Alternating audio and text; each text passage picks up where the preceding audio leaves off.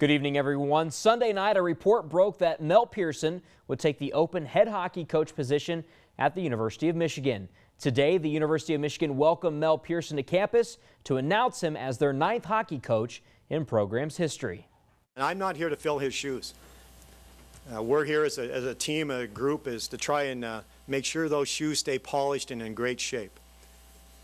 You know, I've got some my own ideas how we need to do some things, but, you know, I had one of the best mentors ever in the game of college hockey. I had a hard time leaving here. I enjoyed it here. I love it here.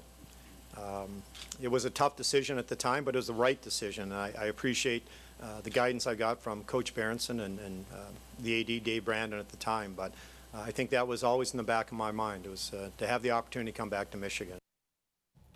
Pearson leaves Michigan Tech to replace longtime Wolverine head coach Red Berenson, who stepped down earlier this month. Coach Pearson served as an assistant at Michigan for 23 seasons.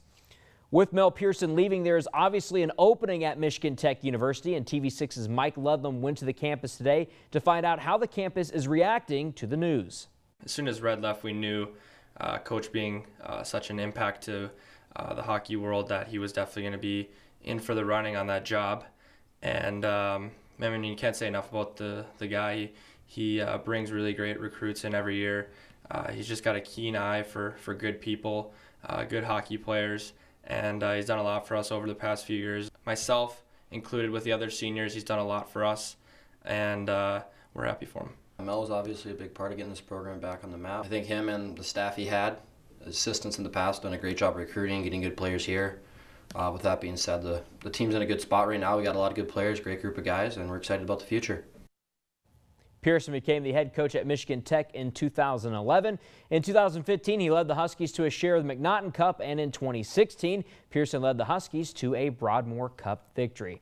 How about high school baseball action now, as a pitcher's duel was in Gladstone as the North Central Jets and Gladstone Braves met for the first time ever. The Braves scored on an error in the bottom of the 5th inning, so we head to the top of the 6th inning. The Jets try to rally off Jared Crow as Seth Polfus gets the base hit here. Kleiman goes to second. Then with 2 on, nobody out, Crow gets Bilski to fly out to center field. Next up, Crow would get Hunter Riley to strike out on the changeup.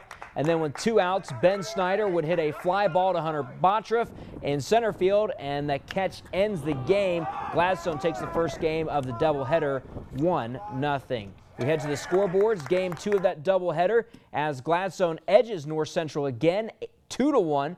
And then in a doubleheader from Kingsford, the Marquette Redmen took Game 1 3-2, but the Flivers take Game 2 7-3. The Miners and Mountaineers were also in action as Negaunee wins Game 1 6-0. Mark Anderson and Carter McCracken combine for a no-hitter, and then Negaunee wins Game 2 7-2. And then in softball action, the Hematites traveled to Iron Mountain. Ishpeming wins Game 1 10-8. Iron Mountain wins Game 2 12-7.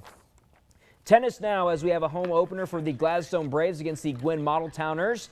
And we start with the #1 singles. Gladstone's Alec Myron gets into a long point here with Gwynn's Jacob. With Jacob there from Gwynn, but you see that one as Myron would take the singles matchup there. 6-love, 6-love. On to #2 singles as Nathan Hardwick gets this one, and he has his competitor Austin Forbes hit into the net. Hardwick won 6-3, 6-4. Over to the #1 doubles as Dan Hero serving with partner Austin Bergquist. The Model Towners team of Tucker Taylor and Mason Brackett do get the point, though. They win 6-3, 6-love. Gwynn won all 4 doubles, and Gladstone won all 4 singles, so we end with a 4-4 tie. Back to the scoreboards and other tennis scores in high school action. Menominee defeats Marquette 5-3, and Ishpeming will defeat Iron Mountain by that same score, 5-3.